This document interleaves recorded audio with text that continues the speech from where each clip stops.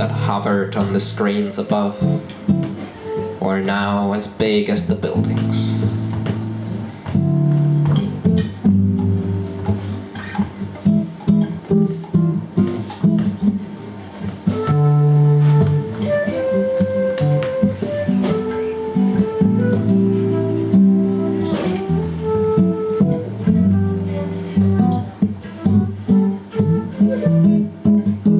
Beside them, animated characters flew through the air, and countless other commercials flickered all around, making Dee even more dizzy than before.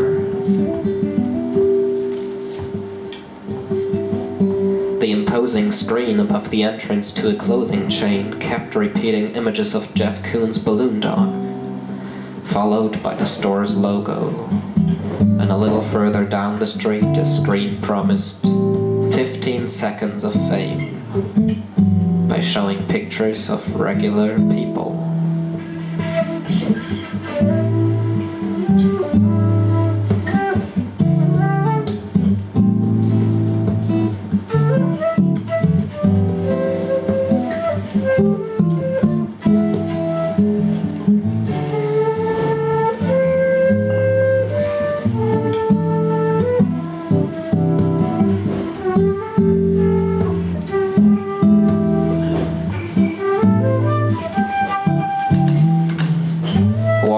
Prediction had become true, apparently, whether he had made it ironically or not.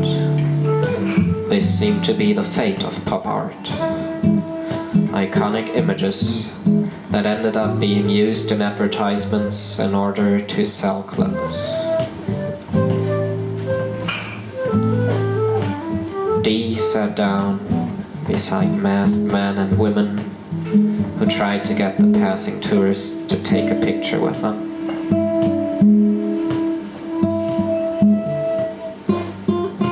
Apart from numerous fictional characters from film and television, there was the current president waving the American flag, sweating beneath a torn leather mask.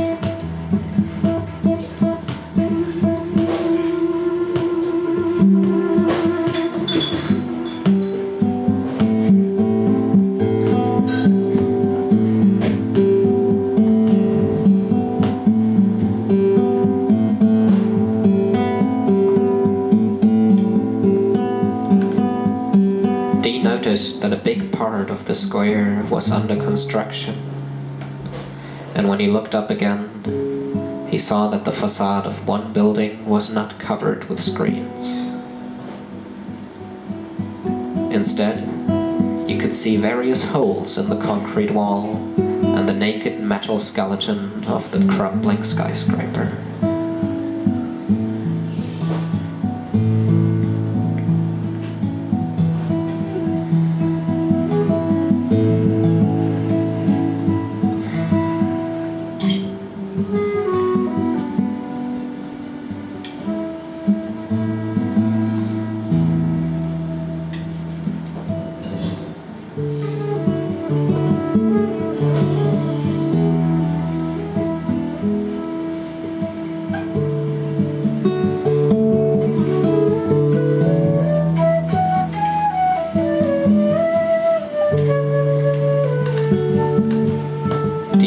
At his watch and realized that it was time to meet his friend Y, who just got off work in one of the skyscrapers to his left.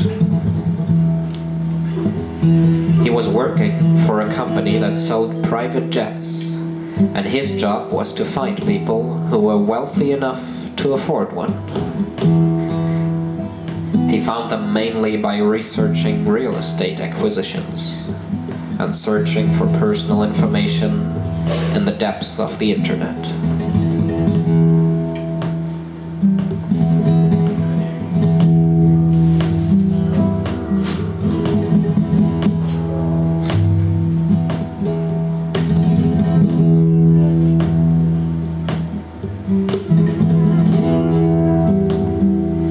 Y wrote him that he was done, and so Dee headed back to the park. When he got there, he sat down beneath the statue of some army commander and wrote Y where to meet him.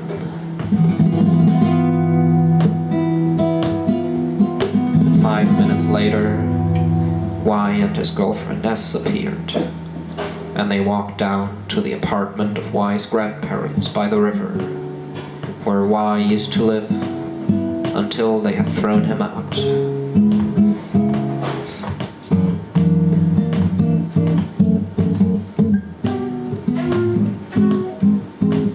After getting his latest checks out of the mailbox, they took the elevator upstairs. They entered the apartment, Y unveiled the view, and D sank down in the leather chair before the window.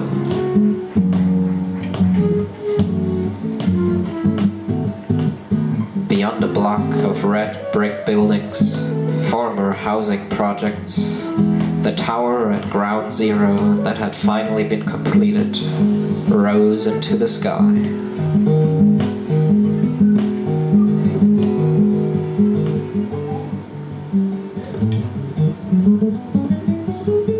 But they did not stay long, since Y wanted to go to the High Line before nightfall. They went back down and walked all the way to the other side of the island, where they ascended a former train line that had been transformed into a garden.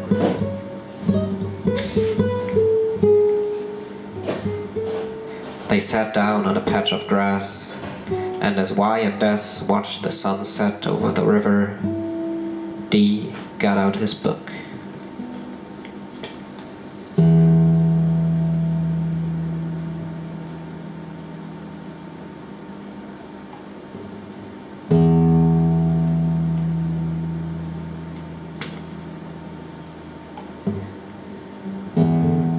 If you like this, you should know beautiful things like this come at a price, he said, and told me of the millions they spent.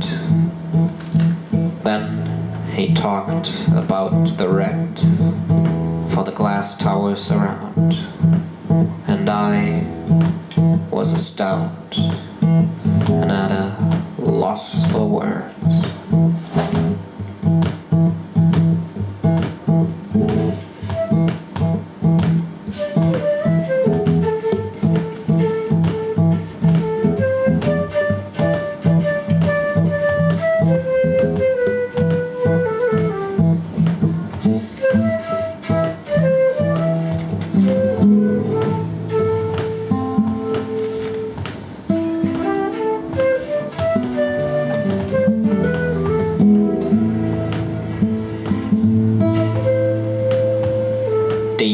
Got out another small cigarette, and Y and S began to scream, telling him he'd end up in jail.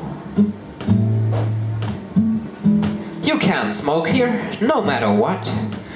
There are cops everywhere. D lit the joint anyways, and when S began to complain that he was ruining her airspace, he went over to the edge of the bridge and stared into the bright red sun that was sinking beside a billboard that warned, "Don't trust the cloud. Manhattan Mini Storage."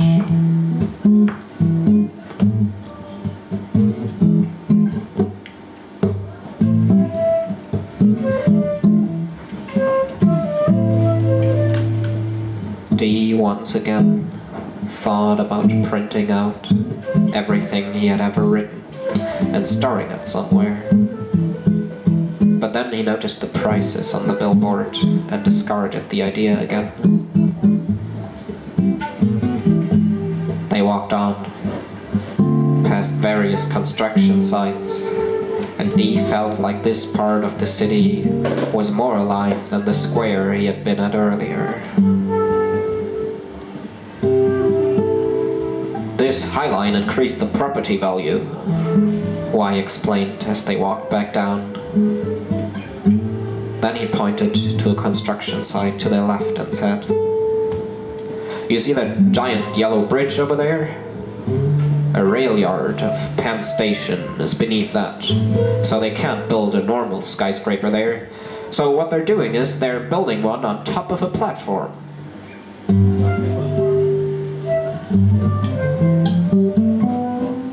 They went back down into the subway in order to return to their neighborhood. And when Dee noticed that both S and Y were staring at the screens of their phones, he got out his touchscreen and began to write.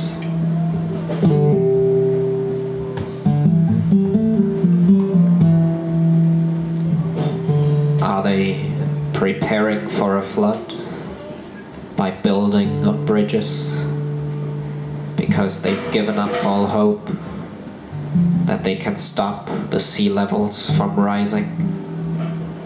It would not be all that surprising.